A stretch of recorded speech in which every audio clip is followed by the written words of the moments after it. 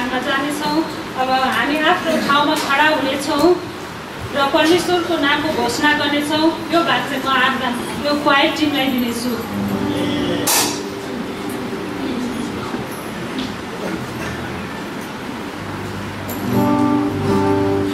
हुन्छ, सबैलाई जयमसी।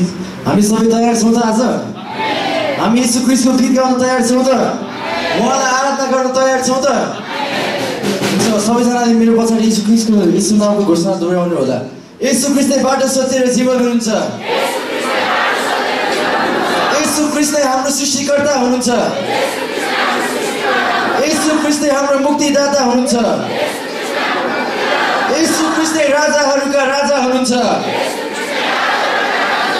यीशु ख्रीष्टै हाम्रो सृष्टिकर्ता हुनुहुन्छ। यीशु ख्रीष्टै हाम्रो सङ्घाइकर्ता हुनुहुन्छ। यीशु ख्रीष्टको हाम्रो स्वरको नामलाई तालीको साथ हामी धन्यवाद चढाउँदैछौँ।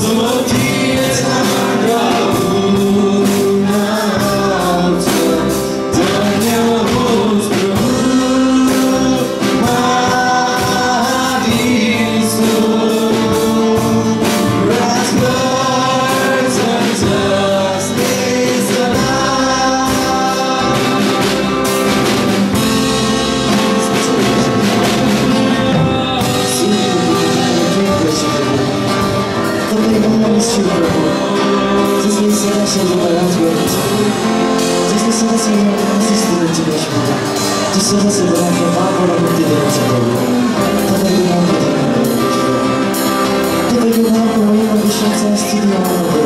कारण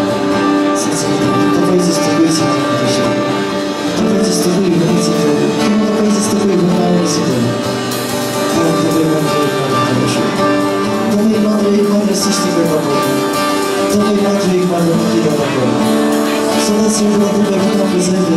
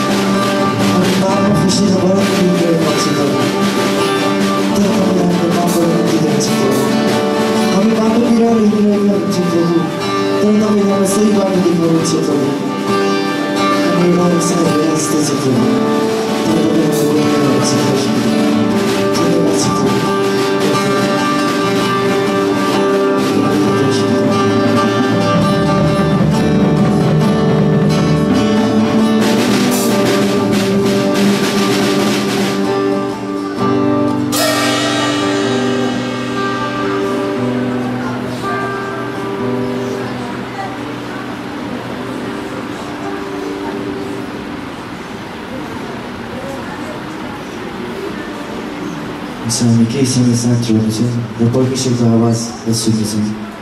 कसैलाई परमेश्वरले व्यक्तिगत सुधारको निम्ति, मण्डली सुधारको निम्ति केही कुराको निम्ति बोली पठाउनुहुन्छ भने हामी निडरका साथ बोल्न सक्नेछौँ।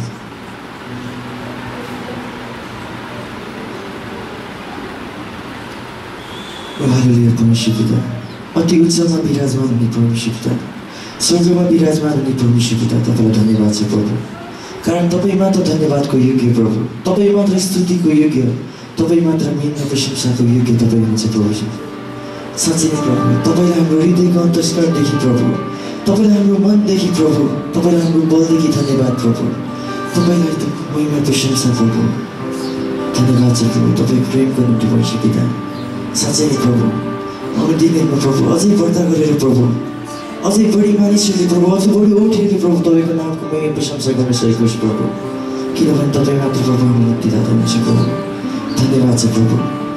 सम्पूर्ण कुराहरू तपाईँको चरणमा माग्दछु यीशु प्रभुको नाम। हुन्छ, सबैलाई कतिजना चिन्नुहुन्छ होला मलाई, जस गएर बसिरहेको छु। जस आज फर्स्ट टाइम होला मैले आशिष पारिरहेको। जस म चाहिँ अब बाहिर गइरहेको छु, अस्ट्रेलिया जाँदैछु। मैले भोलिको या पर्सि जाँदैछु भोलि। जस परमेश्वरले मलाई आशिष दिनुभएको छ। जस नपत्याउँदो तरिकाले जाँदैछु, जाने पनि फिक्स थिएन। लास्ट मोमेन्टमा क्यान्सल भइरहेको थियो। सायद यो 2-3 दिन ढिलो भएको म जान पाउँथेन होला। जस धेरै नै गाह्रो भइरहेको थियो। जस समस्या बाधाहरू अब जस आउँछ, अब पैसाहरूदेखि लिएर अब जस मम्मीले एक्लै मम्मीले फ्यामिलीको बिना सपोर्टले 18-20 लाख रुपियाँ खोज्नुभयो, यता जुटाउनु भयो सबै कुराहरू। मम्मीलाई पनि धेरै धन्यवाद। जस अब जस मैले के आशिष पाएँ भने चाहिँ हामीले कहिले पनि परमेश्वरमा डगमगाउनु हुन्न। जति अप्ठ्यारो भए पनि हामीले कुरा सोचेको केही छौँ भनेपछि परमेश्वरले हाम्रो निम्ति त्यो कुरा अवश्य नै जुटाउनुहुन्छ। चाहे ढिलो हुन्छ या चाहे चाँडो हुन्छ, तर त्यो कुरा हाम्रो निम्ति छ भनेपछि हामीले परमेश्वरमा बलियो भएर प्रार्थनाको साथ एउटा परमेश्वरमा अझै अगाडि जति अप्ठ्यारो हुँदैको, जति नै बाधा आउँदैको त्यति नै प्रार्थना गर्छौँ, त्यति नै परमेश्वरलाई सम्झिने, त्यति नै प्रभु मेरो सबै कुरा तपाईँको चरणमा राख्छु भने हामी प्रार्थना गर्ने अवश्य नै त्यो हाम्रो निम्ति छ भने परमेश्वरले जुटाउनुहुन्छ। जस हाम्रो मण्डली परिवारलाई धन्यवाद जसजनाले हाम्रो लागि प्रार्थना गरिदिनु भयो। जस डकुमेन्ट बनाउँदाखेरि अब हाम्रो घरमा पनि अब एउटा अध्यक्ष आफै ठुलेली हुँदा अलिकति अब उसलाई भन्दा पनि अलिक गाह्रो जस्तो फ्यामिली रिलेसन राम्रो नभएर उसलाई जस प्रार्थना साथ राम्ररी भने उसलाई यस्तो म जाँदैछु, मलाई डकुमेन्टहरू चाहियो, बनाउनु पर्ने छ भनेर। अनि उहाँले आएर आफै सबै कुरा इच एन्ड एभ्रिथिङ सबै कुरा उहाँले गरिदिनु भयो।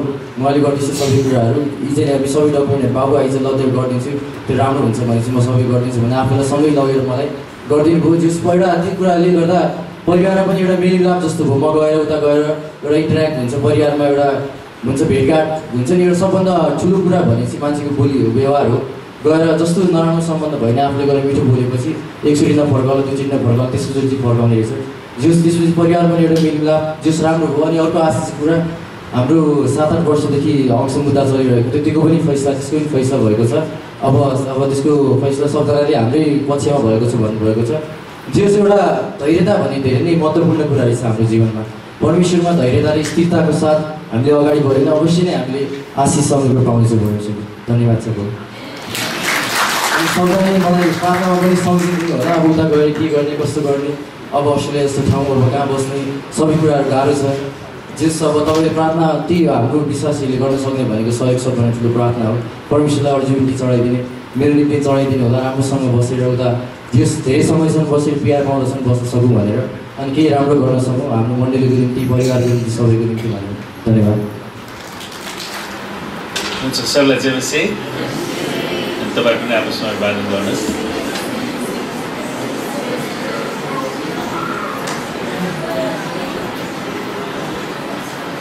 हुन्छ, पहिला हामी बिरामीहरूको लागि प्रार्थना गरौँ। तपाईँ जतिजना बिरामी हुनुहुन्छ, तपाईँलाई प्रार्थनाको खाँचो छ भने हात उचाल्नुहोस् र हामी तपाईँको लागि प्रार्थना गर्नेछौँ। कहाँ दुखेको छ त्यहीँनिर आफ्नो हात राख्नुहोस् ल तपाईँको दुखेको ठाउँमा अनि अरूहरूले बिरामीतिर हात बढाउनुहोस् र आउनुहोस् हामी प्रार्थना गरौँ। परमेश्वर पिता हामी तपाईँलाई धन्यवाद दिँदछौँ तपाईँका छोराछोरीको शरीरमा जे जति रोग बिमारहरू शैतानका आक्रमणहरू तन्त्रमन्त्रका श्रापहरू छन् ती सबै रोग बिमारका श्रापहरूलाई हामी येशूको नाउँमा निस्कने आज्ञा दिँदछौँ र येशूको कुर्राको चोटमा सबै रोगहरू निको भइसकेको दाबी गर्दछौँ। पवित्र आत्मा तपाईँले येशूको चङ्गाइलाई बगाइदिनुहोस् प्रभु प्रत्येकलाई छुनुहोस् पूर्ण चङ्गाइ र छुटकारा ल्याउनुहोस् येशूको नाममा गर्नुभएको छ। तपाईँको अर्थतन्त्रमा परमेश्वरको आशिष चाहिन्छ भने तपाईँ हात चाल्नुहोस् म तपाईँको लागि प्रार्थना गर्नेछु। तपाईँको कारोबारमा परमेश्वरले आशिष दिउन् आमेन र हरेकको बालबच्चाहरूले राम्रो खाना राम्रो लुगा राम्रो स्वास्थ्य प्राप्त गर्न सकुन् अनि त्यसको लागि चाहिँ हरेकलाई काम गर्नुपर्छ किनकि वचनमा भनेको छ काम नगर्नेले के गरोस् खाना पनि नखाओस्। त्यसैले हामी अल्छे मान्छेको लागि प्रार्थना गर्दैनौँ। परमेश्वरले हामीलाई अल्छे बन्नलाई बोलाउनु भएन, उहाँले हामीलाई काम गर्नलाई मेहनत गर्नलाई परिश्रमी हुनको लागि बोलाउनु भएको छ। अनि तपाईँ जतिजना काम गरिरहनु भएको छ तपाईँलाई आशिष चाहिन्छ भने हात चाल्नुहोस् र म तपाईँको लागि विशेष प्रार्थना गर्नेछु। परमेश्वर पिता हामी तपाईँलाई धेरै धन्यवाद दिँदछौँ यी मेहनती र परिश्रमी हातहरू प्रभु जसले तपाईँको वचनअनुसार विभिन्न किसिमको व्यवसायमा रोजगारमा रहेर काम गरिरहनु भएको छ। हामी प्रार्थना गर्छौँ प्रभु तपाईँको जनको व्यापारमा व्यवसायमा कामहरूमा प्रभुजी जागिरहरूमा तपाईँले प्रशस्त गरिकन आशिष दिनुहोस्। हरेकको तलबमा वृद्धि गराइदिनुहोस्, हरेकको कारोबारको भोल्युमलाई बढाइदिनुहोस्, हरेकलाई ऋणबाट मुक्त गराइदिनुहोस् प्रभुजी। हामी प्रार्थना गर्छौँ हरेकको बालबच्चाहरूले खाना राम्रो लुगा अनि शिक्षा उनीहरूको स्कुल फीहरू प्रभु तपाईँले जुटाइदिनुहोस् किनकि तपाईँ यावे यिनी जुटाउनु नै परमेश्वर हुनुहुन्छ। हामी तपाईँलाई धन्यवाद दिँदछौँ। अनि जसजनाको रुपियाँ पैसाहरू फसेको छ त्यसलाई पनि हामी येशूको नाउँमा उठ्ने आज्ञा दिँदछौँ र प्रभु हरेकलाई एउटा शिर ठाडो पारेर जिउन सक्ने आर्थिक रूपमा जिउन सक्ने तपाईँका छोराछोरी बनाउनुहोस्। अनि जसरी प्रभु तपाईँले आशिष दिनुहुन्छ त्यसले तपाईँलाई धन्यवादको बेटी स्वेच्छाको बेटीहरू दशांश बेटीहरू प्रभु प्रेम बेटीहरू दिनलाई पनि तपाईँले सिकाउनुहोस् येशूको नाममा। हुन्छ परमेश्वरलाई धन्यवाद होस्। र आज पहिला हामी एउटा विषयमा प्रार्थना गर्नेछौँ अनि तपाईँले सबैले मसँगै त्यो प्रार्थना दोहोऱ्याउनुहोस्। गएको हप्तामा परमेश्वरले मलाई एक दुई हप्ता भयो यो लाइनमा मैले प्रार्थना गरिरहेको छु कि हामीहरूको जीवन हामी के कुरामा फोकस गर्छौँ त्यो एकदमै महत्त्वपूर्ण कुरा। हामीहरू सुन्नुहोस् हामी अन्तिम दिनको पनि अन्तिम दिनमा छौँ। परमेश्वरले अन्तिम दिनमा एउटा ठुलो जागृति पठाइरहनु भएको छ अनि यो जागृतिमा प्रवेश गर्नको लागि तपाईँले विशेष प्रार्थना गर्नुपर्छ। अनि जोहरूले प्रार्थना गर्नेछन् परमेश्वरको जागृतिमा पस्नेछन्, जोहरूले गर्ने छैनन् उनीहरूले बाहिरबाट देख्नेछन् उनीहरू डाहा गर्नु पाए के अनि उनीहरू कुरा काटेर मात्रै बस्नेछन् तर त्यसले केही पनि फरक पार्दैन परमेश्वरको जनलाई। आमेन। र सबैजना आँखा चिम्लिनुहोस् र मेरो पछाडि यो प्रार्थना दोहोऱ्याउनुहोस्। परमेश्वर पिता मेरो दिमागलाई प्रभु येशूको रगतले धुनुहोस् ताकि म परमेश्वरको महिमालाई बुझ्न सकूँ। प्रभु मेरो आँखालाई तपाईको रगतले धुनुहोस् ताकि म तपाईको महिमालाई देख्न सकूँ। प्रभु मेरो कानहरूलाई तपाईको रगतले धुनुहोस् ताकि म येशूको महिमालाई सुन्न सकूँ। प्रभु तपाईले मेरो हृदयलाई तपाईको रगतले धुनुहोस् ताकि म परमेश्वरको महिमालाई मेरो हृदयमा ग्रहण गर्न सकूँ। प्रभु मेरो हातहरूलाई तपाईको रगतले धुनुहोस् ताकि म परमेश्वरको महिमालाई अगाल्न सकूँ। प्रभु मेरो खुट्टाहरूलाई तपाईको रगतले धुनुहोस् ताकि म तपाईको महिमामा हिँड्न सकूँ, तपाईको महिमातिर हिँड्न सकूँ। मेरो सम्पूर्ण शरीरलाई तपाईको रगतले धुनुहोस् र म तपाईको उपस्थितिलाई अनुभव गर्न सकूँ। धन्यवाद छ येशूको नाम आमेन। परमेश्वरले मलाई हालसालै यो लाइनमा यो प्रार्थना दिनुभयो। तपाईँले यो प्रार्थना गर्नुहोस्। मैले धेरै परिवर्तन अनुभव गरिरहेको छु। अनि तपाईँले व्यक्तिगत रूपमा प्रार्थना गर्नुभयो भने तपाईँ परमेश्वरको महिमामा केन्द्रित हुन सक्नुभयो। तपाईँको सारा शरीरले, सारा प्राणले, सारा बलले, सारा शक्तिले परमेश्वरमा तपाईँ केन्द्रित हुन सक्नुभयो भने म तपाईँलाई ग्यारेन्टी दिन्छु, तपाईँले थोरै दिनमा तपाईँले परमेश्वरको आश्चर्यकर्म देख्नुहुनेछ। तपाईँको जीवनमा धेरै परिवर्तन आउनेछ। अनि कसैले तपाईँलाई भन्नु पर्दैन तपाईँ यो मान्छेसँग बस, यो मान्छेसँग नबस, कसैले पनि भन्नु पर्दैन। किनकि हरेक बाबुआमालाई आफ्ना छोराछोरीहरू कोसँग जान्छन्, कोसँग सङ्गति गर्छन्, कोसँग कुराकानी गर्छन्, उनीहरूलाई चिन्ता हुन्छ। आमेन। अनि कोही पनि आफ्ना छोराछोरीहरू बिग्रेको चाहँदैन। तपाईँ कतिजना बाबुआमा हुनुहुन्छ तपाईँको छोराछोरी बिग्रेको चाहनु चाहनुहोस्। दुष्ट मान्छेहरूसँग गएर सङ्गत गरेर रुपियाँ पैसा उडाएर मोज बस्ती गरेर समय बिताएको चाहनु चाहनुहोस्। सुन्नुहोस्, हाम्रो मण्डली पुनरुत्थान एक्लेसिया मण्डलीले यो परिवारमा जन्मेका, हुर्केका, बढेका मानिसहरू कोही पनि दुष्ट मान्छेसँग गएको चाहँदैन। आमेन। किनकि प्रभु येशू ख्रीष्ट आउनु हुँदाखेरि यो मण्डलीको पास्टरको रूपमा जसरी परमेश्वरले मलाई राख्नु भएको छ, उहाँले मलाई सोध्नुहुन्छ मेरो दुलैलाई तिमीले के सिकायो, तिमीले किन चेतावनी दिएनौ? परमेश्वरले त्यो सोध्नुहुन्छ। मैले प्रभु येशूलाई उहाँको दुलैको बारेमा हिसाब किताब दिनुपर्छ। त्यसैले हामी हाम्रो मण्डलीमा कुनै पनि दुष्ट व्यक्तिहरूलाई छेड्न दिँदैनौँ। आमेन। जसले आफूलाई दुष्ट भनेर प्रमाणित गरिसकेका छन्, उनीहरूलाई माया गर्नु छैन। जसलाई प्रभुले काट्नु भयो, परमेश्वरले उनीहरूलाई ल्याउनु भयो भने परमेश्वरले प्रस्ताव लिइदिनु भने त्यो आफ्नो ठाउँमा छ। तर हामीहरू परमेश्वरभन्दा चलाक हुन चाहँदैनौँ। हामी परमेश्वरभन्दा बढी दयालु पनि हुन चाहँदैनौँ। आमेन। र आज हामी अलिकति सुन्नुहोस्, कतिजनाको गुनासो छ कि पास्टर भरत चाहिँ म प्रस्थान बाहेक अरू पुस्तक छैन प्रचार गर्नलाई।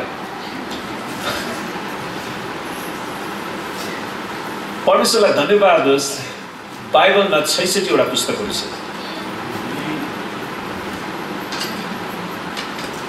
परमेश्वरलाई धन्यवाद होस्। अचेल मलाई कुनै बाइबल कलेज जानु पनि परेको छैन, किनकि परमेश्वरले युट्युबमा नै एकदमै राम्रो प्रोफेसरले शिक्षाहरू दिएका छन् बाइबलबाट।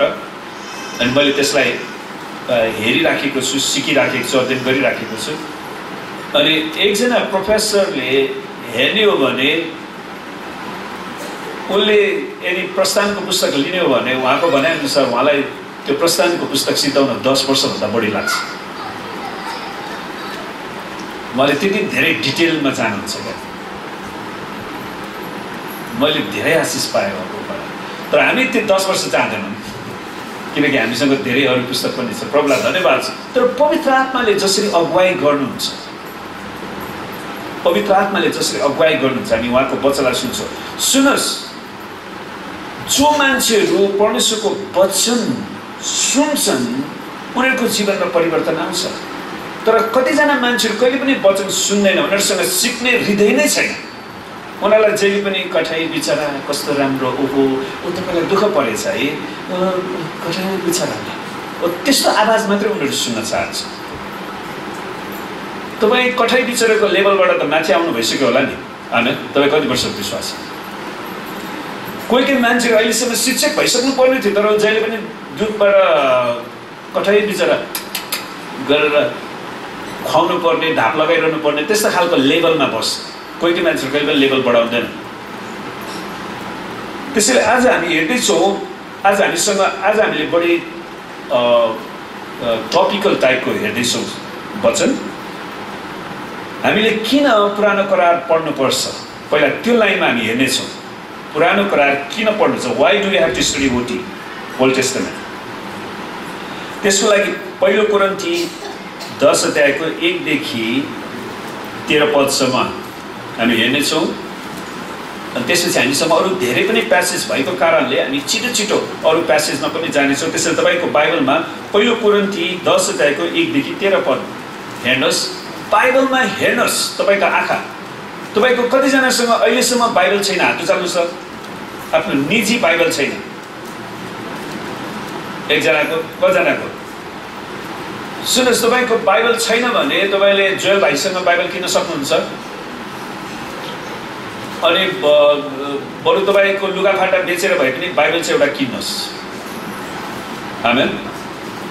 एउटा निजी बाइबल, आफ्नो बाइबल बनाउनुहोस्, किनकि बाइबल हाम्रो आत्मिक भोजन हो। परमेश्वरलाई धन्यवाद हो। सबै कुरा बितेर जानेछ तर परमेश्वरको वचन बित्ने छैन। आमेन। त्यसैले हामी बाइबलमा केन्द्रित हुन्छौँ र म छिटो पढिदिन्छु। भाइ हो, तिमीहरूले यो कुरा जान भनी म चाहन्छु कि हाम्रा पुर्खाहरू सब बादलमुनि थिए र सबै समुद्रको बीचबाट भएर गए। अनि मोसामा तिनीहरू सबैले बादल र समुद्रमा बत्तिसमा पाएका थिए। सबैले एउटै आत्मिक भोजन खाए, सबैले आत्मिक पानी पिए, किनकि तिनीहरूको साथसाथै हिँड्ने आत्मिक चट्टानको पानी तिनीहरूले पिए। त्यो चट्टान चाहिँ ख्रिस्ट नै हुनुहुन्थ्यो। तापनि तिनीहरूमध्ये धेरै जसोसँग परमेश्वर प्रसन्न हुनु भएन र तिनीहरू मरुभूमिमा नष्ट भए। उनीहरूले जस्तै हामीले खराबीको इच्छा नगरौँ भने यी कुरा हाम्रो चेतावनीको लागि हुन्छ। यहाँनिर नेपाली अनुवादकले चेतावनी शब्द अनुवाद गरेर छ, त्यो पनि राम्रो छ। तर अर्को शब्द चाहिँ उदाहरण रहेछ, an example, for an example. हाम्रो उदाहरणको लागि त्यो लेखिएको छ, ताकि त्यसबाट हामी चेतावनी पाउन सकौँ। तिनीहरूमध्ये कति चाहिँ तिमीहरू मूर्ति पूजक नहौ, जस्तो लेखिएको छ, मानिसहरू खान र पिउनलाई बसे अनि नाच्नलाई उठे। हामी व्यभिचारमा फस्नु हुँदैन, जसरी तिनीहरूमध्ये कतिजना फसेर एकै दिनमा 23,000 मरेका थिए। हामीले प्रभुको परीक्षा गर्नु हुँदैन, जसरी तिनीहरूमध्ये कतिले गरेर सर्पहरूद्वारा नष्ट भएका थिए। हामीले गनगन गर्नु हुँदैन, जसरी तिनीहरूमध्ये कतिले गरेर विनाशबाट नष्ट भएका थिए। यी कुराहरू तिनीहरूलाई चेतावनीको निम्ति भए तापनि ती हाम्रा शिक्षाको निम्ति लेखिएका, हाम्रा शिक्षा। त्यसैले पुरानो करारबाट हामीले धेरै शिक्षा लिन सक्छौँ। पुरानो करार एकदमै अध्ययन गर्न आवश्यक छ। सुन्नुहोस्, प्रभु येशू पृथ्वीमा हुँदाखेरि येशूको बाइबल के थियो? येशूले पढ्नु भएको बाइबल कुन हो? पुरानो करार, उत्पत्तिदेखि मलाकीसम्म त्यो पुस्तक येशूको हातमा थियो। त्यसैले पुरानो करार येशूको निम्ति आवश्यक थियो भने हाम्रो निम्ति कति आवश्यक छ? आमेन। किनकि पुरानो करारलाई नबुझी हामी नयाँ करारलाई त्यसको मूल्य बुझ्न पनि सक्दैनौँ। एकदमै महत्त्वपूर्ण छ। त्यसैले ती हाम्रै शिक्षाको निम्ति लेखेका हुन्, जसमाथि युगको अन्त्य आइसकेको छ। जसमाथि युगको अन्त्य, सुन्नुहोस्, यो युगको अन्त्य आइसकेको छ। हामीहरू धेरै नजिक छौँ प्रियहरू। प्रभु येशू ख्रिस्ट आउनु हुँदाखेरि तपाईँ के गरिराखेको हुनेछ? किनकि प्रभु येशू फेरि आउँदै हुनुहुन्छ। उहाँ फेरि आउँदै हुनुहुन्छ। अनि उहाँ कसको लागि आउनुहुन्छ? उहाँ कसको लागि आउनुहुन्छ भन्नुहोस्?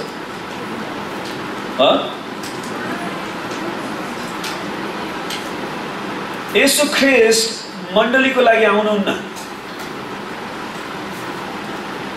येशू ख्रिस्ट उहाँलाई उत्सुकताका साथ पर्खनेहरूको लागि मात्रै आउनुहुन्छ। मण्डलीभित्र मण्डली छ। एउटा मण्डली परमेश्वरलाई प्रेम गर्न चाहन्छ, अर्को मण्डली अरू नै कुरा चाहन्छ। त्यसैले जबसम्म हाम्रो उद्देश्य प्रभु येशूमा केन्द्रित हुँदैन, हाम्रो ध्यान प्रभु येशूमा केन्द्रित हुँदैन, तबसम्म हाम्रो सोचमा परिवर्तन आउँदैन।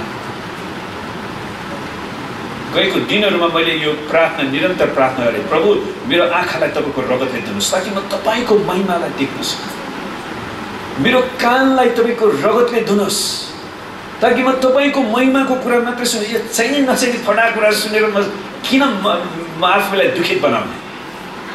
आमेन। मेरो कानलाई पनि तपाईँको रगतले धुनुहोस्। मैले निरन्तर प्रार्थना गरिरहेको छु। त्यसैले मैले तपाईँलाई यो प्रार्थना दिइरहेको छु, किनकि पवित्र आत्माले मलाई यो लाइनमा प्रार्थना गर्नलाई प्रेरणा दिनुभयो। यसकारण जसले खडा छु भनी सोचेको छ, 12 पद, त्यो होसियार रहोस्, नत्र त त्यो लड्नेछ। कोही मान्छेले आफूलाई म सबैभन्दा बढी आत्मिक विश्वासी, मभन्दा अरू कोही पनि छैन भन्छ। ल तपाईँले कतिजना आत्मा जित्नु भयो त भाइ बहिनी? कोही पनि छैन।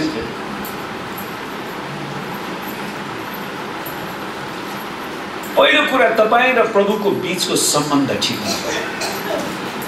तपाईँ प्रभुसित कति समय बिताइरहनु भएको छ, प्रभुसित कतिको प्रार्थना गरिरहनु भएको छ, तपाईँ कतिजनाले आफ्नै खुसीले मैले भनेको कारणले होइन तर तपाईँको आफ्नै खुसीले 3 दिनको प्रार्थना उपवास प्रार्थना बस्नु भएको छ। आफ्नै खुसीले तपाईँ बस्नुभएको छैन भने बस्नुहोस्। अनि तपाईँको ध्यान प्रभुतिर केन्द्रित गराउनुहोस्। प्रभुले आश्चर्य कर्म ल्याउनुहुन्छ भएको छ। आमेन।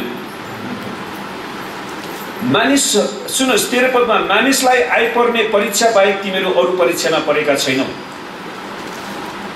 मानिसलाई आइपर्ने परीक्षा बाहेक तिमीहरू अरू परीक्षामा परेका छैनौ। परमेश्वर विश्वासयोग्य हुनुहुन्छ। उहाँले तिमीहरूलाई तिमीहरूका शक्तिदेखि बाहिरको परीक्षामा पर्न दिनुहुने छैन। तर कोही मान्छे आफै जबरजस्ती दुष्टसँग संगत गर्न गइरहन्छ भने त त्यो त परीक्षामा पर्छ। अनि उनले जहिले पनि श्रापको कुरा मात्रै ल्याउँछ। हामीलाई तुरन्तै थाहा हुन्छ कि कतिजना मान्छे पास्टर अङ्कललाई थाहा हुँदैन, म पास्टर अङ्कललाई त्यतिकै ढाँटिहाल्छु। तपाईँले कुरा गरेपछि मलाई थाहा हुन्छ तपाईँ कुन मान्छेसँग संगत गरेर आउनुभयो। परमेश्वरको आत्मा मूर्ख हुनुहुन्न, परमेश्वरको आत्माले प्रकट गर्नुहुन्छ। आमेन। क्लासमा पढाउने टिचरलाई आफ्नो विद्यार्थीको सबै कुरा थाहा हुन्छ। विद्यार्थीले भन्दा म टिचरलाई ठगिरहेको छु। तपाईँले टिचरलाई ठग्न सक्नु, तपाईँले आफैलाई ठग्नुहुन्छ।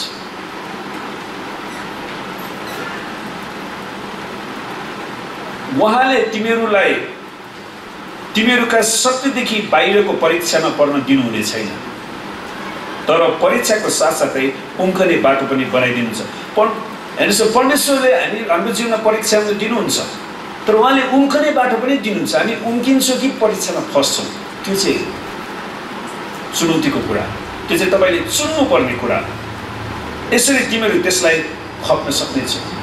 त्यसैले प्रियहरू, विशेष गरी यो खण्ड हामीले करिब पढिसक्यौँ र कतिवटा पढ्न बाँकी नै छ। विशेष गरी हामीले सबैले एउटै आत्मिक भोजन खाए, मन्नाको परमेश्वरले मन्ना झार्नु भएको बारेमा हामीले हेऱ्यौँ। सबैले आत्मिक पानी पिए। तपाईँलाई थाहा छ मोसाले होइन करिब 22-25 लाख मानिसहरूको लागि ठुलो नदी चाहिएको थियो। अनि उनले चट्टानमा हिर्काउँछन् र त्यहाँबाट नदी बग्यो। सबैले उनीहरूको पशुले मानिसहरूले सबैले पानी पिए। अनि उनीहरू जसरी त्यो बादल र समुद्रमा बत्तिसमा पाएका थिए भनेको छ नि, कसरी परमेश्वरले दिनमा उनीहरूलाई बादलको खामो र रातमा आगोको खामोद्वारा डराउनु भयो उनीहरू। अनि त्यसलाई कोरिन्थीका लेखकले पौलले बत्तिस्माको रूपमा व्याख्या गरेका छन्। अनि त्यसैले हाम्रो जीवनमा परमेश्वरको पवित्र आत्माको बत्तिस्मा, आगोको बत्तिस्मा चाहिन्छ। अनि तपाईँले यो हप्ताभरि मैले आज तपाईँलाई सिकाएको यो प्रार्थना तपाईँले व्यक्तिगत रूपमा गर्नुहोस्। म तपाईँलाई ग्यारेन्टी दिन्छु परमेश्वरले तपाईँको जीवनमा नयाँ प्रकाश ल्याउनुहुन्छ। आमेन। तपाईँले भन्नुहोस् प्रभु मेरो हातलाई तपाईँको रगतले धुनुहोस् ताकि म तपाईँको महिमालाई अगाल्न सकूँ। मेरो हृदयलाई तपाईँको रगतले धुनुहोस् र तपाईँको महिमालाई मेरो हृदयमा साँची राख्न सकूँ। आमेन। यसोलाई म साँच्न सकूँ। त्यहाँबाट मलाई कुनै कुराले पनि नतार्नुहोस्। अनि वास्तवमा त्यो चट्टानको बारेमा जुन परमेश्वरले भन्नुभएको थियो नि हारूनलाई के अरे मोसालाई, तेरो त्यो चट्टान लिएर त्यहाँ हिर्का, म त्यहीँ खडा हुन्छु। अनि लेखकले पहिले कोरिन्थीका लेखक पौलले भन्छन् त्यो चट्टान चाहिँ ख्रीष्ट येशू नै हुनुहुन्थ्यो। किनकि परमेश्वरले मात्र नदीहरू सृष्टि गर्न सक्नुहुन्छ। आमेन। परमेश्वरले मात्र विशाल महान, किनकि 25 देखि 30 लाख जनावरहरू सबै समेत जोड्यो भने याद गर्नुहोस् तिनीहरूलाई पिउनको लागि सानो खोलाले काम गर्दैन, तिनीहरूलाई धेरै ठुलो खोला चाहियो। अनि परमेश्वरले त्यो गर्न सक्नुहुन्थ्यो। तापनि तिनीहरूमध्ये धेरै जसोसँग परमेश्वर प्रसन्न हुनु भएन, तिनीहरू मरुभूमिमा नष्ट भए। किन? तिनीहरूले खराबी गरे, तिनीहरूले परीक्षा गरे, झगडा गरे। दुईटा शब्द के हो भन्नुहोस् त 17 अध्यायमा मरिबा र मस्सा र मरिबा। तिनीहरूले झगडा र परीक्षा गरे। अनि त्यसैले उनीहरूले जस्तै हामीले खराबीको इच्छा नगरौँ भनेर उनीहरू आत्मिक यात्रामा थिए। सुन्नुहोस्, उनीहरू उजाड स्थानबाट प्रतिज्ञाको भूमिमा जाने क्रममा थिए अनि त्यही क्रममा बाटोमा परमेश्वरले उनीहरूलाई एकदमै दशा ज्ञान, उनीहरूको संविधान, महत्त्वपूर्ण कुरा दिँदै हुनुहुन्थ्यो। त्यसको लागि परमेश्वरले तयारी बनाउँदै हुनुहुन्थ्यो। पछि हामी 18 अध्यायलाई हेर्नेछौँ। त्यसैले उनीहरूले जस्तै हामीले खराबीको इच्छा नगरौँ भने यी कुरा हाम्रा चेतावनीको लागि हुन्। त्यसैले हामीले दुईटा कुरा हेर्छौँ यहाँबाट कि परमेश्वरले हाम्रो लागि पुरानो करार दिनुभएको दुईटा कुरा के हो त? एउटा चाहिँ हामीलाई हाम्रो उदाहरणको लागि, हामीलाई चेतावनी दिन अनि हामीलाई शिक्षा दिनको लागि। त्यसैले तपाईँले पुरानो करार पढ्न आवश्यक छ। तपाईँले अहिलेसम्म पढ्न जान्नुभएको छैन भने तपाईँ कुनै पनि स्कुलमा जानुहोस् वा तपाईँको छोराछोरीलाई पैसा दिएर, अहिले त हरेकको छोराछोरी पढ्न जान्छ, छोराछोरीलाई फी तिर्नुहोस् अनि पढ्न सिक्नुहोस्। कदेखि ग ककाकी सबै अ आ इ सिक्नुहोस्। कतिवटा अक्षर सिक्नु? 36वटा है, 36वटा है। इङ्ग्लिसमा 26वटा हुन्छ, नेपालीको 36वटा। 36वटा अक्षर सिक्नुहोस् न, तपाईँले बाइबल पढ्न सक्ने हुनुहोस्। आमेन। र त्यसपछि हामी अर्को भागमा जाउँ। हामी अलिक छिटो पनि जानुपर्छ। यो बेलासम्म तपाईँ विचार गर्नु, तपाईँले प्रभुलाई विश्वास गर्नुभएको कम्तीमा पनि 10 वर्ष भएको मान्छे कतिजना हात उचाल्नुहोस् त? प्रभुलाई विश्वास गरेको 10 वर्ष। 10 वर्ष त 10 वर्ष तपाईँले प्रभुलाई विश्वास गरिसकेपछि कमसेकम तपाईँ शिक्षक त भइसक्नु पर्ने हो नि त।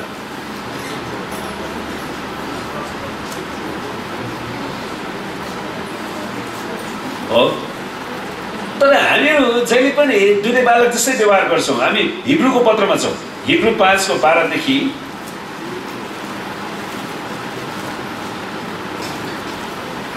हिब्रूको लेखकले एकदमै चेतावनीका साथ लेख्छन्। यो एकदमै महत्त्वपूर्ण आशिषमय वचन छ। किनकि यतिका समयसम्म त तिमीहरू शिक्षक भइसक्नु पर्दथ्यो, तर अझै पनि तिमीहरूलाई कसैले परमेश्वरको वचनको आधारभूत शिक्षा सिकाउनु परेको छ। तिमीहरूलाई खदिलो भोजन होइन तर दुध मात्रै चाहिन्छ। जहिले पनि त्यो सेरेलेक्समा चाहिँ दुध मिसाएर ल भनेर त्यो बच्चाले घाँटीबाट निल्न सक्छ, निल्दैन। त्यो पनि कुनै कुनै बच्चा त गरेर ओकल्छ है। अनि कतिजनाले भन्छ मलाई पुनरुत्थान एक्लेसियामा मन्ना बढी भयो, मन्ना बढी भयो। कुरा के भने उनीहरूले वचनलाई ठिकसँग सुन्दैनन् अनि वचन सुनिसकेपछि उनीहरू ठिक व्यक्तिसँग संगत गर्न जाँदैनन्, उनीहरू गलत व्यक्तिहरूसँग संगत गर्न चाहन्छ। त्यसैले तपाईँको खुट्टाको लागि, तपाईँको हातको लागि प्रभु तपाईँको रगतले धुनुहोस् भनेर प्रार्थना गर्नुहोस्। मैले एउटा प्रार्थना गरिरहेको छु, प्रभु मलाई तपाईँको रगतले धुनुहोस् ताकि म दुष्ट व्यक्तिसँग जान नपरोस्। आमेन। म तपाईँको महिमालाई देख्न सक्छु, तपाईँलाई देख्न सक्छु। अनि जब हामी परमेश्वरलाई देख्छौँ, जब परमेश्वरलाई भेट्छौँ नि तपाईँको जीवन परिवर्तन हुन्छ। आमेन। संसारमा धेरै परमेश्वरका दासहरू छन् अनि परमेश्वरले अरूहरूलाई चलाउन सकिन्छ नि परमेश्वरले तपाईँलाई पनि चलाउन सक्नुहुन्छ। परमेश्वरले तपाईँद्वारा यो देशलाई बचाउन सकिन्छ। नेपालमा 3 करोड मान्छेहरू, सुन्नुहोस्, 3 करोड मान्छेलाई प्रभुमा ल्याउन कुनै पनि गाह्रो छैन। मैले जब अफ्रिकामा भएको जुन इभान्जलिस्टिक क्रुसेड मैले हेरेँ, त्यहाँ 3 करोड होइन 10 करोड मान्छेले प्रभुलाई ग्रहण गरे। तर त्यसको लागि कुनै पैसा खाने सेवकको आवश्यकता पर्दैन। त्यसको लागि पवित्र आत्माले भरिएको मानिसको आवश्यकता पर्छ। आमेन। परमेश्वरको महिमाको खोजी गर्ने व्यक्तिको आवश्यकता पर्छ। जब तपाईँ परमेश्वरको महिमाले भरिनुहुन्छ नि जब तपाईँ परमेश्वरको पवित्र आत्मा र आगोले बप्तिस्मा पाउनुहुन्छ नि, त्यसपछि तपाईँको जीवनद्वारा मानिसहरू तपाईँमा आउनेछ। सामान्य रूपमा यहुदी मानिसहरूलाई प्रभुमा ल्याउन धेरै गाह्रो छ। तिनीहरू पनि नेपालको कट्टर ब्राह्मण जस्तै भन्छ। तर एकजना परमेश्वरको दास जो पवित्र आत्माको अगुवाईमा यरुशलेमको गल्लीहरूमा उहाँ हिँड्दै हुनुहुन्थ्यो, उहाँ हिँड्दाखेरि पनि एउटा यहुदी रबाइले परमेश्वरको उपस्थितिलाई अनुभव गरे। सुरुमा त उसले उसलाई अन्य जाति भनेर हेला गर्छ। सुन्नुहोस्, यहुदीहरूले जहिले पनि अन्य जातिहरूलाई कुकुर सरदा चाहिँ कुकुर बेखतले काम छैन यिनीहरूको, परमेश्वरलाई नचिन्ने मूर्ति पूजकहरू भनेर हेप्छ क्या उनीहरूलाई खास, त्यसरी नै हेर्छ। तर यो परमेश्वरको दास जो अन्य जाति, परमेश्वरको आत्माले उसलाई यरुशलेमको गल्लीहरूमा हिँड्न लगाउनु भइरहेको थियो, अनि जब पवित्र आत्माको अभिषेकको माथि आउँछ एउटा यहुदी रब्बाई परिवर्तन भयो। आमेन।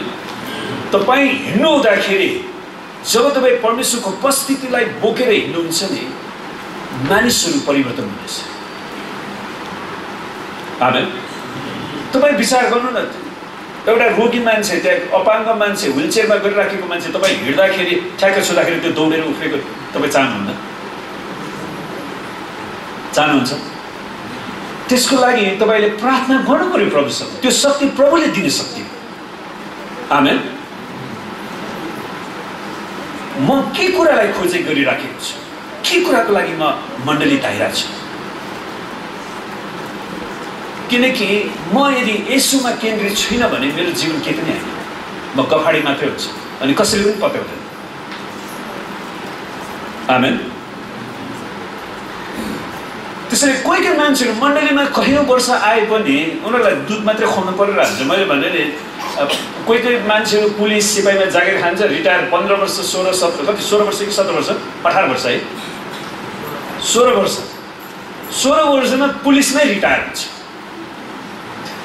पुलिसमा जागिर खाएर पुलिसमै रिटायर हुन्छ। 16 वर्षमा उसको लागि धेरै त्यहाँनिर अवसरहरू हुन्छन्। उसले आफ्नो पद बढाउनलाई, पढ्नको लागि हुकेन भन्छ ल। तर कोही कोही मान्छे कहिले पनि सिक्दैन। 16 वर्ष पुग्यो पुलिसमै रिटायर हुन्छ। कोही कोही क्रिस्चियनहरू चर्चमा जति वर्ष आए पनि के गर्ने, चाहिँ दुध भात मात्र खुवाइरहनु पर्ने। त्यो पास्टर आउँदैन मलाई, त्यो पास्टर मलाई भेट्न आउँदैन। तपाईँ चाहिँ पास्टर काम भेट्न कतिचोटि जानुभयो त? हो किन भन्नु त ल? तपाईँले चाहिँ आफ्नो पास्टरको लागि कतिचोटि प्रार्थना गर्नु त?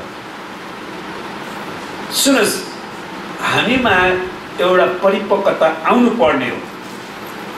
तर अझै पनि तिमीहरूलाई कसैले परमेश्वरको वचनको आधारभूत शिक्षाहरू सिकाउनु परेको छ। तिमीहरूलाई खदिलो भोजन होइन तर दुध चाहिन्छ। खालि येशूले प्रेम गर्नुहुन्छ, येशूले निको पार्नुहुन्छ, येशूले जुटाउनुहुन्छ, त्यही 3टा वचन तपाईँलाई चाहिन्छ। अब तपाईँले जिम्मा लिनुपर्छ, तपाईँले आश्चर्य कर्म गर्नुपर्छ। तपाईँद्वारा परमेश्वरले देशलाई बचाउन चाहनुहुन्छ, त्यतातिर तपाईँ जान चाहनुहुन्छ।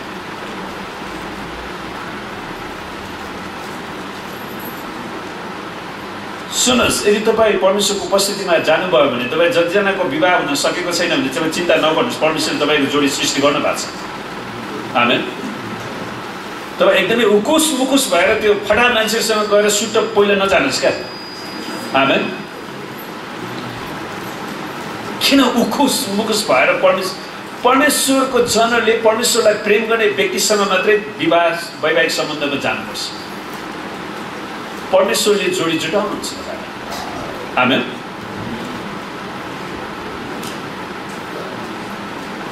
दुध मात्र खाएर बाँच्ने मानिस चाहिँ धार्मिकताको वचनमा निपुण हुँदैन। जहिले पनि दुध मात्र खाएर बाँच्छ, किनकि त्यो बालकै हुन्छ। कोही कोही मान्छे बुढो बालक, कोही साना बालक, कोही मजेउला बालक, कोही बुढा बालक है। खनिलो भोजन त परिपक्व मानिसहरूको निम्ति हो। यिनीहरूको मानसिक शक्ति निरन्तर अभ्यासद्वारा असल र खराब छुट्याउन सक्ने भएको हुन्छ। उनीहरूको मानसिक शक्ति निरन्तर अभ्यासद्वारा असल र खराब छुट्याउन सक्ने हुन्छ। अब यो असल के हो खराब के हो भने थाहा पाउँदै म त्यो खराबसँग सङ्गति गर्न जाउँ कि नजाउँ भनेर सोधिरहन आवश्यक पर्छ। जे कुरा पास्टरलाई सोध्न आवश्यकै छैन त्यो कुरा सोध्न आउँछ, जे कुरा सोध्नु पर्छ त्यो चाहिँ सोध्दैन। किनकि उनीहरू वचनमा परिपक्व भएका छैनन्। यसकारण 6 अध्यायको ख्रीष्ट सम्बन्धी प्राथमिक सिद्धान्तलाई छोडेर हामी परिपक्वतातर्फ बढौँ। त्यो आधारभूत कुराहरू त तपाईँले नै आफै गर्न सक्नुपर्ने हो नि। आमेन। कोही बच्चाहरू 10 वर्ष 15 वर्ष नै कट्टोमा आँची लिएर बसिरहेको हुन्छ। त्यति आँची पनि धुन आउँदैन, जहिले पनि बच्चै भइरहने र कहिलेकाहीँ पखला लागेर खुत्क्यो भने एउटा कुरा हो। आधारभूत भनौँ न आफ्नो जिम्मेवारी पनि कहिले निभाउन नसक्ने, जहिले पनि आटकाले गरिदिनु पर्ने त्यो किसिमको मानसिकताबाट हामी हट्नु पर्यो। आमेन। परिपक्वतातर्फ बढौँ, मृत्युतिर लैजाने कर्महरूबाट पश्चाताप र परमेश्वर माथिको विश्वासको कुराको जग फेरि नबसालौँ। त्यसैले भाइ बहिनी हो तिमीले यो पाप गर्नु न, यो दुष्ट मान्छेसँग सङ्गतमा जानु न भनेर जहिले पनि त्यही कुरा मात्र भनिरहनु पर्ने अवस्था नआओस्। आमेन। तपाईँको विवेकले पनि त छुट्याउँछ नि यो कुरा बेठिक हो यो कुरा ठिक हो भनेर। अनि त्यसरी तपाईँ आफ्नो बाटो निर्धारण गर्न सक्नुहुन्छ नि। कोही मान्छेहरू जहिले पनि दुष्टको लागि मात्रै गोठालो बनेर बस्छ। त्यसैले हामी त्यो कुराबाट छुटकारा पाउन आवश्यक छ। विभिन्न बप्तिस्माहरू सम्बन्धी शिक्षा, हात राख्ने काम, मरेकाहरूको पुनरुत्थान र अनन्त दण्ड जस्ता कुराको जग फेरि नबसाल। पावलले त्यही बेलामा शिक्षा दिँदा दिक्क लाएर मैले त्यो अब त तिम्रो विश्वासमा हिँड न, तिमीहरू पनि आश्चर्य कर्म गर, तिमीहरू पनि आत्मा बचाऊ, तिमीहरू पनि मण्डली सुरु गर। जहिले पनि तिमीहरूलाई अरूले मात्र खुवाइदिरहनु पर्ने, तिमीहरू आफू पनि त अगाडि बढ। आमेन। पावल होइन खास धेरैजनाको हिब्रूको पुस्तक कसले लेखे भन्ने बारेमा अलिकति विभिन्न विषय को लेखक भन्ने कुराको बारेमा अलिकति त्यति निर्क्युल भएको छैन। कसैले बर्नबास लेखे भन्छ, कसैले पावलले लेखे भन्छ। तर जसले लेखे पनि परमेश्वरको वचन पवित्र आत्माको प्रेरणामा आएको छ अनि नयाँ करारको क्याननले त्यसलाई समावेश गरेको छ परमेश्वरको वचन भनेर। यदि परमेश्वरको अनुमति भयो भने हामी यसो गर्छौँ, ठिकै छ, परमेश्वरले अनुमति दिनुभयो, तिनीहरूलाई त्यही आधारभूत शिक्षा सिकाऊ, हामी सिकाउन तयार छौँ। किनकि तिनीहरू सुन्नुहोस् 4 पदमा, किनकि तिनीहरू जसले एकचोटि ज्योति पाएर स्वर्गीय वरदान चाखेका छन्, तिनीहरू जसले एकचोटि ज्योति पाएर स्वर्गीय वरदान चाखेका छन् र पवित्र आत्माका सहभागी भएका छन् वा पवित्र आत्मामा सहभागी भएका छन्। र 5 पदमा परमेश्वरको उत्तम वचनको र आउने युगको शक्तिको स्वाद चाखेका छन्। उनीहरूले परमेश्वरको महत्त्वपूर्ण कुरालाई चाखेका छन् भने 6 पदमा त्यसपछि पनि विश्वास त्याग गरी, हेर्नुहोस् है त, त्यसपछि पनि विश्वास त्याग गरी। जसले परमेश्वरलाई नै चिनेको छैन भने त्यो दोस्रो कुरा हो, उसलाई हामीले सुसमाचार सुनाउँछौँ। तर जसले परमेश्वरको ज्योति पाएर स्वर्गीय वरदान चाखेर पवित्र आत्मामा सहभागी भएर परमेश्वरको उत्तम वचनको र आउने युगको शक्तिको स्वाद चाखेर पनि विश्वास त्याग गरी तिनीहरू पतित भए भने त तिनीहरूलाई पश्चाताप गर्ने स्थितिमा फेरि ल्याउन असम्भव छ।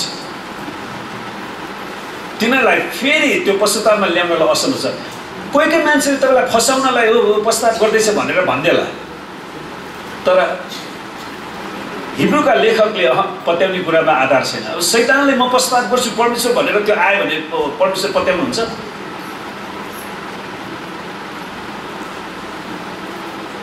पत्याउन सकिँदैन। त्यसैले हामीले कुनै पनि मान्छेले यदि उनीहरूले परमेश्वरलाई त्यागेर गइसकेपछि उसले पश्चाताप गर्छ, उनीहरूको पश्चातापको फल हेर्नुहुन्छ, कमसेकम 10 वर्ष उनीहरूको जीवन हेर्नै पर्छ। त्यसैले हामी त्यही कुरा बोकेर नआउँ। आमेन। किनकि परमेश्वरको वचनलाई हामीले हेर्नु पर्यो। किनभने सुन्नुहोस् किन ल्याउन असम्भव छ त्यहाँ दिएको छु उत्तर किनभने तिनीहरूले आफ्नै खातिर परमेश्वरका पुत्रलाई फेरि क्रुसमा टाक्छन् र खुल्लमखुल्ला उहाँको अपमान गर्छन् जसले येशू ख्रीष्टको बलिदानलाई रद्द बनाउँछन् ख्रीष्ट येशूको मण्डलीलाई फुटाउँछन् ख्रीष्टको मण्डलीको विरुद्धमा ख्रीष्टको शरीरलाई तुहाउने ख्रीष्टको शरीरलाई लुट्ने प्रयास गर्छन् तिनीहरूले खेलाची गरेका छन् उनीहरूले खै त परमेश्वर मलाई के पनि गर्नु भएन मैले भेटी चोरेँ पहिला पहिला प्रभुलाई धन्यवाद होस् अझै हामी चर्चको जुत्ता चोरी भएको छैन जस्तो पहिला जहिले पनि जुत्ता चोरी भइरहन्थ्यो प्रभुलाई धन्यवाद होस् यो साल हाम्रो भेटी पनि चोरी भएको छैन किनकि परमेश्वरले आशिष दिइरहनु भएको छ नत्र पहिला पहिला भेटी पनि चोर्थ्यो मान्छेहरू उनीहरू गर्वका साथ भन्थ्यो तिमीहरू भेटी हाल्न जान्छौ म त भेटी चोर्न जान्छु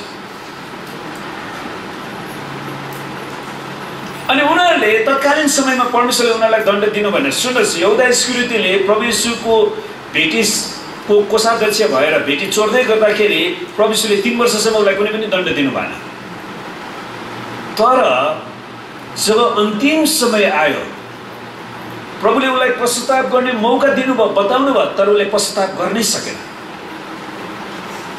पश्चाताप गर्न सकेन पछि प्रभुले त्यो मान्छे नरक गयो भन्ने कुरा कसरी हामी पाउन सक्छौँ थाहा छ प्रभुले पछि उहाँको प्रधान पुजारीय प्रार्थनामा जुन यूहन्नाको 17 अध्यायमा उहाँले त्यहाँ प्रार्थना गर्नुहुँदाखेरि परमेश्वर पितासँग प्रार्थना गर्नुहुँदाखेरि उहाँले के भन्नुभयो परमेश्वर पिता त्यो विनाशको छोरो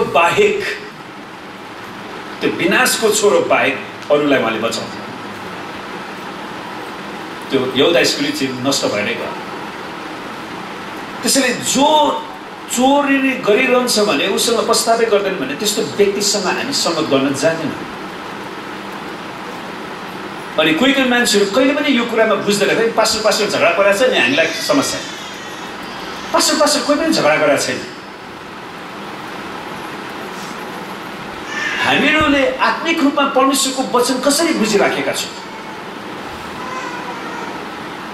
किनकि म तपाईँलाई भन्छु कि तपाईँ कोसँग संगत गरिरहनु भएको छ सुन्नुहोस् अहिले त मैले तपाईँलाई चेतावनी मात्रै दिन्छु तर प्रभु येशू ख्रीष्ट जब अचानक आउनुहुन्छ तपाईँ त्यतिखेर ख्रीष्टसँगै जान तयारी हुनुहुन्छ आज बिहान मात्र मैले एउटा गवाही हेरिराखेको थिएँ एउटा परमेश्वरको दासलाई प्रभु येशू ख्रीष्टले उहाँ आउनु हुँदाखेरि कस्तो घटना घट्छ भन्ने बारेमा त्यो दर्शन दिनुभएको छ क्या अचानक उसले दर्शनमा चन्द्रमा रगतमा परिणत भएको अनि आकाश एकदमै अन्धकार भएको अनि त्यहाँबाट प्रभुको दोस्रो आगमन हुँदाखेरि त्यहाँ मानिसहरू चिच्चाइरहेको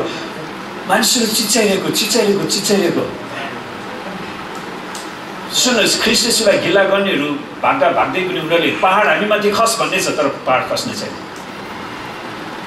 तपाईँले प्रकाशको पुस्तकलाई फेरि एकचोटि पढ्नुहोस् ख्रीष्ट येशू आउनु हुँदाखेरि तपाईँ कहाँनिर हुन्छ उहाँसँग जानको लागि तपाईँले आफूलाई तयारी बनाइरहनु भएको छ कि वा तपाईँ तयार हुनुहुन्न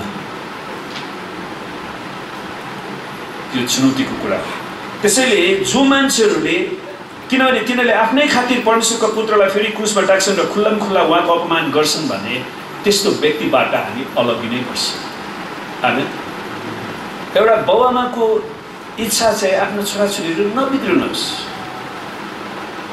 तर ऊ जबरजस्ती दुष्टतामै जान चाहन्छ गर्न सक्छ भने कसैले रोक्नु सक्दैन परमेश्वरले रोक्नुहुन्न एउटा इस्करियोतीलाई उहाँले रोक्नु भएन नि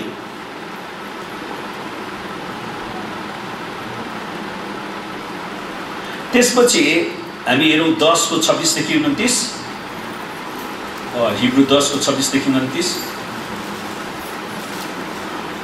किनकि यदि सत्यको ज्ञान पाएर पनि हामीले जानी जानी पाप गर्यौं भने पापको निम्ति अब उसो अरू कुनै बलिदान रहँदैन हेर्नुहोस् त यदि सत्यको ज्ञान पाएर पनि हामीले जानी जानी पाप गर्यौं भने पापको निम्ति अब उसो अरू कुनै बलिदान रहँदैन उनीहरूले प्रभु येशू ख्रीष्टले गर्नुभएको त्यो बलिदान क्रुसको बलिदानलाई नै उनीहरूले लात मार्यो भने अर्को बलिदान कहाँ पाइन्छ अर्को पाप क्षमा कहाँ खोज्न पाइन्छ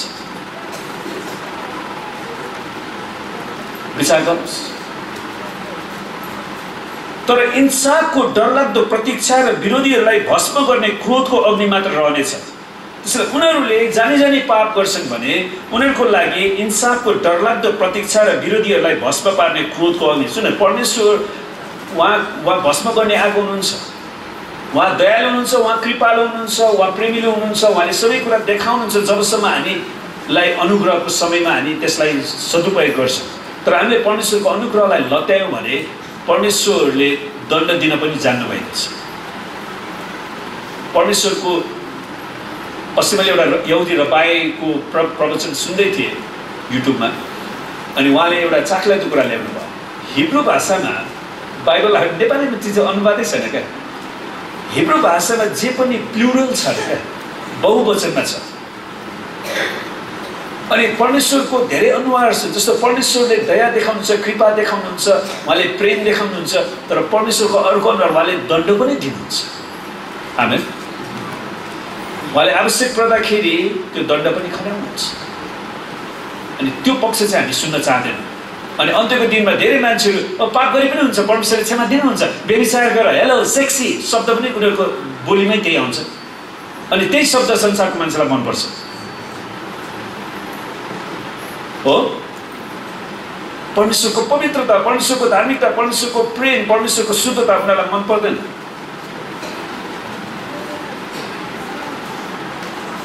उनीहरूलाई एकदमै मिनी स्कर्ट लगाएर एकदमै के अरे शरीर अङ्ग प्रदर्शन गरेर एकदमै आकर्षण गरेर हिँड्न मन लाग्छ।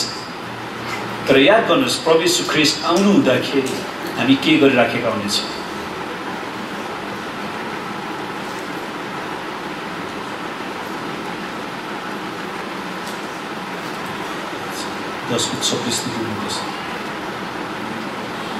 त्यसैले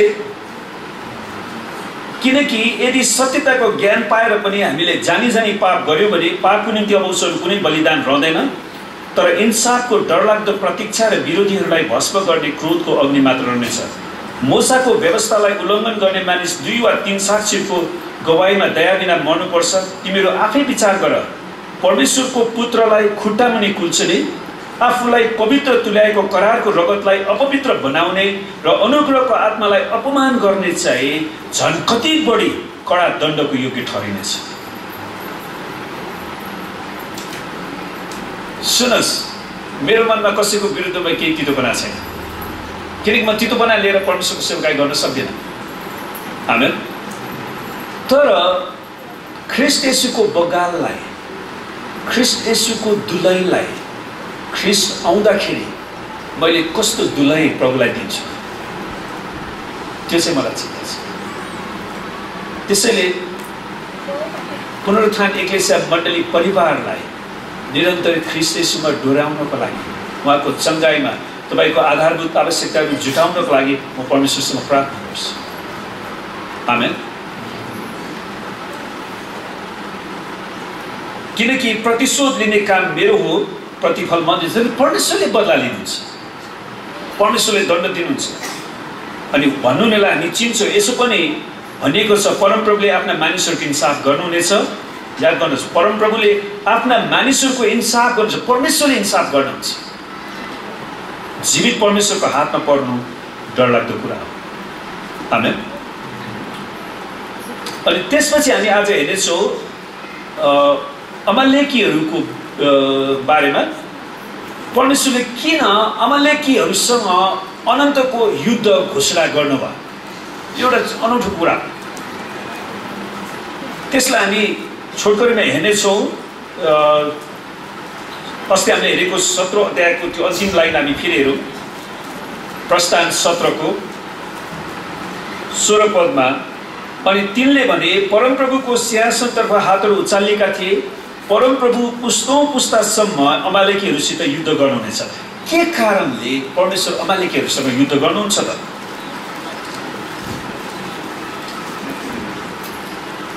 पहिलो कुरा त व्यवस्था 25 को 17 देखि 19 मा हामी त्यहाँनिर थाहा गर्न सक्छौँ। व्यवस्था 25 को 17 देखि 19 हेर्नुहोस् त, अमालेकीहरूले के गरेका थिए, किन ती अमालेकीहरूले, वर्तमान अमालेकीहरूलाई तपाईँले पत्ता लगाउनुहोस्, ती अमालेकीहरू हाम्रो माझमा पनि छन्। मिस्रबाट आउँदा अमालेकीहरूले बाटोमा तिमीहरूसित गरेको व्यवहार नभुल। कसलाई? इजरायलीहरूलाई है। तिमीहरू बाटोमा थाकेर हैरान भएका थियौ हो। इजरायलीहरू मिस्र देशको दासत्वबाट छुटकारा पाएर भर्खरै परमेश्वरले मूसाको नेतृत्वमा उनीहरूलाई ल्याउनु भएको छ। उनीहरू कुनै व्यवस्थित छैन, उनीहरू खानामा पानीमा विभिन्न कुरामा उनको अभावै छ। उनीहरू राम्रो बसोबास गरेर व्यवस्था बनाउन पनि पाएको छैन, आफ्नो घरबार बसाल्न पाएको छैन। उनीहरू त्यतिकै उनीहरू डुलुवा जस्तै हिँड्नु परिराखेको छ। अनि त्यही बेलामा अमालेकीहरूले उनीहरू थाकेर हैरान भएको बेलामा उनीहरूले तिमीहरूलाई भेटेर थाकेर पछि परेका सबैलाई मारे। जोहरू एकदमै गलेका थिए, थकित भएका थिए, उनीहरूलाई मारे उनीहरूले। अनि त्यसको एउटा मुख्य कारण के थियो भने सुन्नुहोस्, इजरायलीहरू मिस्र देशबाट आउँदाखेरि रित्तो हात आएका थिएन। उनीहरूसँग सुन र चाँदी थियो। अनि अमालेकीहरूले यही मौका हामीले यिनीहरूलाई लुट्नुपर्छ, यो परमेश्वरको बगाललाई खतम गर्नुपर्छ, यिनीहरूलाई हाम्रो दास बनाउनुपर्छ। यिनीहरूलाई केही पनि आउँदैन। यिनीहरूलाई लाल समुद्रमा परमेश्वरले छुटकारा दिएर ल्याउनु भयो के भने यिनीहरूले सबै गर्दन छ। यी कतिजना थकित भएका देखेको छु मैले। र यिनीहरूलाई यही बेलामा हामीले खतम गर्नुपर्छ। त्यही अमालेकीको आत्मा आज मण्डलीमा छ। मण्डलीलाई खान चाहने, मण्डलीलाई लुट्न चाहने, मण्डलीलाई फुटाउन चाहने ती दुष्ट अमालेकीहरू त्यहाँ छन्।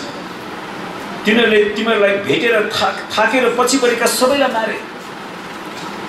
विचार गर्नुहोस्, हाम्रो यो मण्डली निर्माण गर्ने क्रममा पनि यो मण्डलीलाई निर्माण गर्न नदिनको लागि शैतानले अमालेकीको आत्माको प्रयोग गरेको जना मान्छ।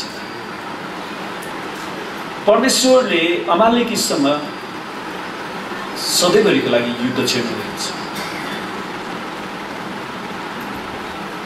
उनीहरूले परमेश्वरको डर मानेनन्। परमप्रभु तिमीहरूका परमेश्वरले तिमीहरूका अधिकारमा दिनुहुने देशमा शत्रुहरूको आक्रमणदेखि विश्राम पाएपछि पृथ्वीबाट अमालेकीहरूको नाउँ निशानै मेटिदिनु तिमीहरूले यो कुरा कहिले नभुल्नु। सुन्नुहोस्, यसपछि हामी अर्को एउटा महत्त्वपूर्ण चाख हेर्नेछौँ। जब यो कुरालाई आज्ञा पालन गर्नुपर्ने कुरा नगर्दाखेरि राजा साउलले कस्तो कष्ट भोग्नु पर्यो त्यसमा हामी जान्छौँ।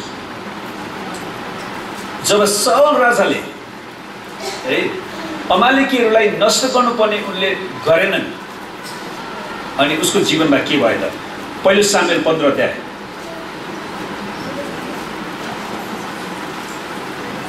पहिलो सामुएल 15 अध्यायको 1 देखि 26 पदमा हामी म तपाईँको लागि छिटो छिटो हामी हेर्नेछौँ। तपाईँ पहिलो सामुएल 15 अध्यायको 1 देखि 26 पद पल्टाउनुहोस् बाइबलमा।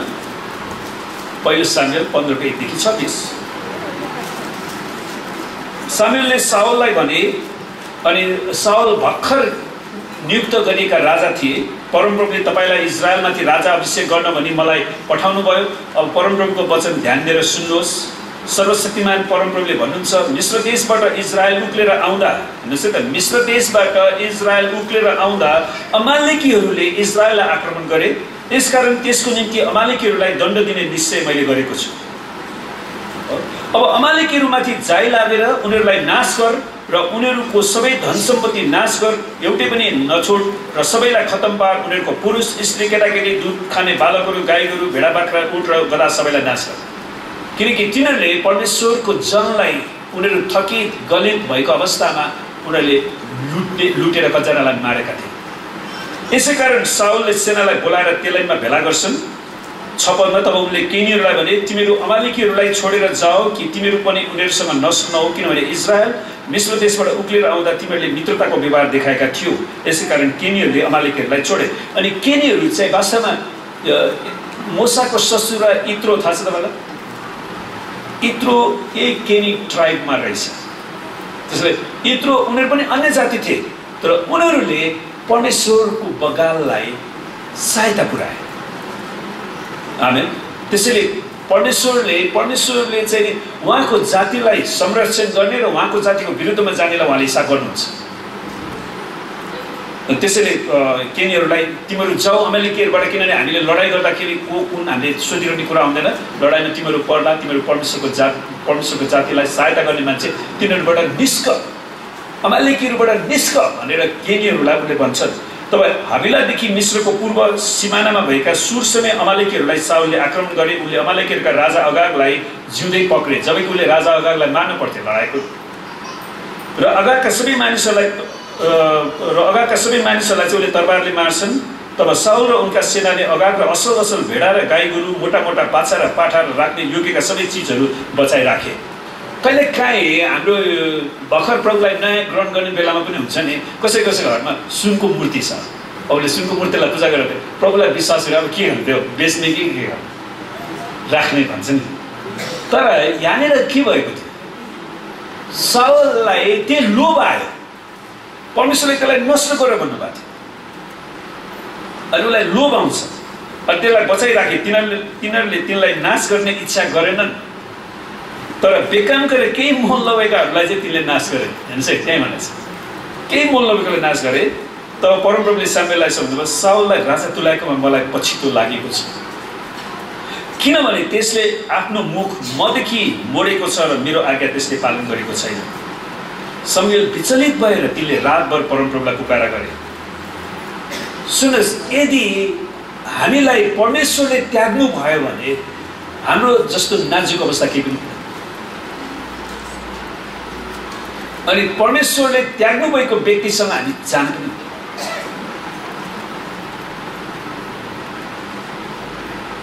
अनि त्यसपछि 17 पदमा छौँ हामी।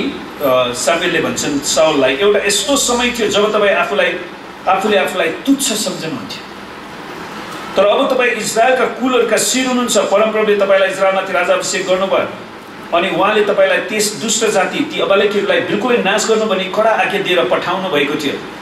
उनीहरूलाई निमाटेन नपारुन्जेल तपाईँले उनीहरूको विरुद्धमा लडाइँ गरिरहनु पर्ने थियो। तपाईँले किन परमप्रभुको आज्ञा पालन गर्नु भएन? तपाईँले किन लुटको माल लिनुभयो र परमप्रभुको दृष्टिमा जे कुरो खराब थियो त्यही गर्नुभयो? कि परमेश्वरले तपाईँलाई अरू कुरामा आशिष दिन सक्नुहुन्थेन र? नष्ट गर भनेको कुरा लुटेर लिनु, त्यो माल लिन आवश्यक थियो। साउलले स्यामुएललाई उत्तर दिए, तर मैले त परमप्रभुको आज्ञा पालन गरेँ भने उसमा पस्ताव गरिँदै छैन। होइन, मैले त आज्ञा पालन गरेँ। एउटा कुरा देखाउँछु, परमप्रभुले पठाउनु भएको ठाउँमा म गएँ, अमालेकीहरूको राजाहरूलाई समातेर ल्याएँ, उनीहरूमध्येका बाँकीलाई चाहिँ मैले नष्ट पारिदिएँ। लुटका मालबाट सिपाहीहरूले भेडा र गाई गोरु अनि सबभन्दा असल चिज चाहिँ गिलगालमा परमप्रभु तपाईँका परमेश्वरको निम्ति बलिदान चढाउनलाई राखेका छन्। तब सामुएलले भन्छन्, होम बलि र बलिदान भन्दा बेसी परमप्रभुले आज्ञा पालन नै रुचाउनुहुन्न र? आज्ञा पालन खै? अनि त्यसपछि सामुएल अगमवक्ताले महत्त्वपूर्ण कुरा शिक्षा दिन्छन्। उहाँको आज्ञा उल्लङ्घन गर्नु तन्त्र मन्त्रको पाप जस्तै हो र हठी हुनु मूर्ति पूजा गर्नु जस्तै खराब हो। तपाईँले परमप्रभुको वचनलाई त्याग्नु भयो, यसैले परमप्रभुले पनि तपाईँलाई राजाको पददेखि त्याग्नु भएको छ। परमप्रभुले तपाईँलाई राजाको पददेखि त्याग्नु भएको छ। यदि परमप्रभुले त्याग्नु भएको छ भने त्यस्तो व्यक्तिसँग संगत गर्न सक्दैन। तर कोही कोही व्यक्तिहरू कोही मान्छे भइरहन्छ, उनीहरू हामीले के गर्न सक्दैन, तर त्यसको श्राप, त्यसको दण्ड पनि उनीहरूले पाउँछ। साउलले सामुएललाई भने, मैले पाप गरेँ, मैले परमप्रभुको आज्ञा र तपाईँको हुकुमको वास्ता गरिनँ। म मानिसहरूसँग डराएर तिनीहरूको कुरा मैले माने। हेर्नुहोस् त, मैले मानिसहरूसँग डराएर तिनीहरूको कुरा मैले माने। मैले मानिसहरूको कुरा माने, म परमेश्वरको कुराभन्दा मानिसको कुरा माने। जबकि नयाँ करारमा प्रचार गर्ने बेलामा चेलाहरूले के भन्छन्, हामी तपाईँको कुरा सुन्यौँ कि परमेश्वरको डर राखौँ। त्यसैले प्रियहरू, हामी कसको डर राख्छौँ? अनि म अब आग्रह गर्दछु कि मेरो पाप सेवा गर्नुहोस् र मसँग आउनुहोस् र म परमप्रभुको सामने दमदौड गरौँ। तर 26 पदमा सामुएलले जवाब दिन्छ, म तपाईँको साथ दिने छैन। सामुएल कुनै मूर्ख अगमवक्ता थिएन, उनी परमेश्वरको दास थिए। अनि परमेश्वरले त्यागेको राजासँग उनी कुनै सङ्गत गर्न चाहँदैनथे। तपाईँले परमप्रभुको वचनलाई त्याग्नु भयो र तपाईँलाई पनि परमप्रभुले इजरायलमाथि राजाको पददेखि त्याग्नु भएको छ। म तपाईँसँग किन साथ दिने? त्यसैले प्रियहरू, जसले परमप्रभुलाई त्यागेका छन् भने उनीहरूसँग हामी जान सक्दैनौँ। आमेन। र आउनुहोस् हामी सबै आँखा चिम्लौँ अनि केही समय परमेश्वरको वचनलाई मनन गरौँ।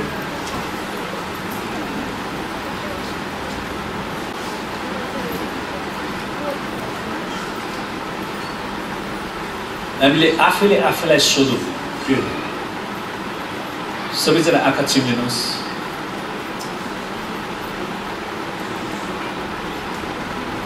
आज म कोसँग संगत गरिरहेको छु? म अमालेकीहरूसँग संगत गरिरहेको छु कि जसले ख्रीष्ट येशूको क्रुसको बलिदानलाई लताएका छन्, वा म ख्रीष्टको जनहरूसँग गरिरहेको छु?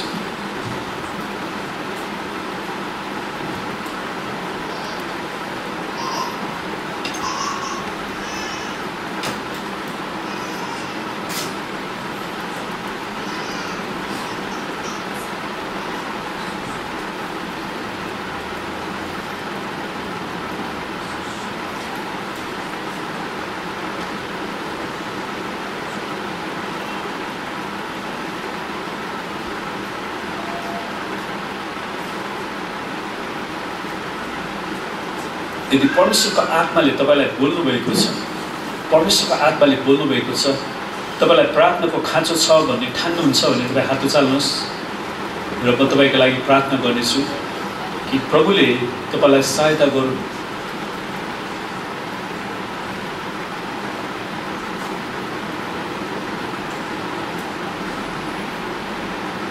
किनकि नितान्त तपाईँको स्वेच्छाको कुरा हो।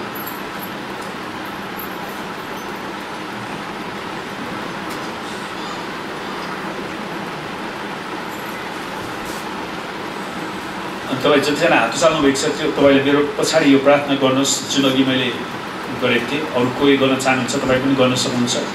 प्रभु येशू, मेरो समझलाई, मेरो दिमागलाई तपाईँको रगतले धुनुहोस्, ताकि प्रभु म तपाईँको वचनलाई, तपाईँको महिमालाई, तपाईँको उपस्थितिलाई बुझ्न सकूँ। मेरो समशक्ति खोलिदिनुहोस् प्रभु। मेरो आँखाहरू तपाईँको रगतले धुनुहोस्, ताकि म तपाईँको महिमालाई मात्र हेर्न सकूँ।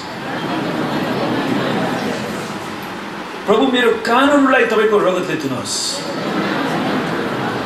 ताकि म येशूको महिमालाई सुन्न सकूँ।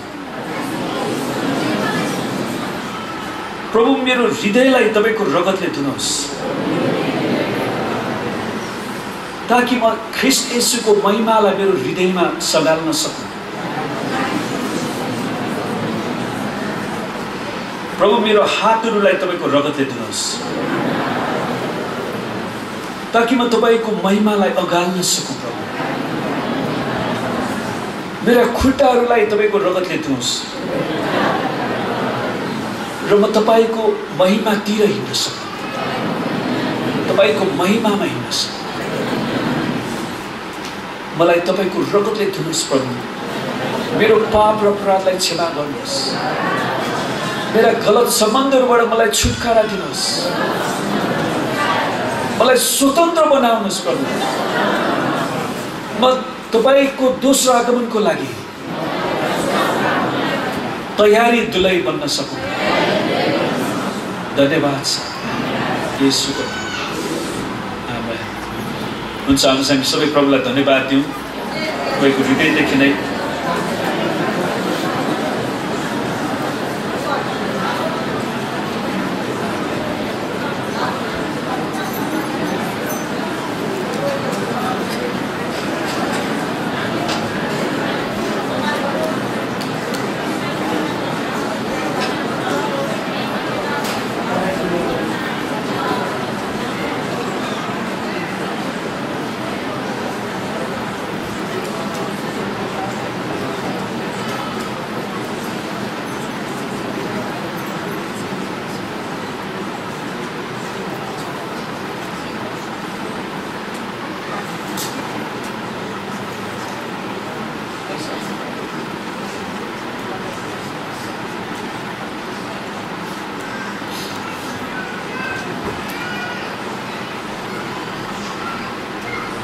परमेश्वर पिता, हामी तपाईँलाई धेरै धन्यवाद दिँदछौँ।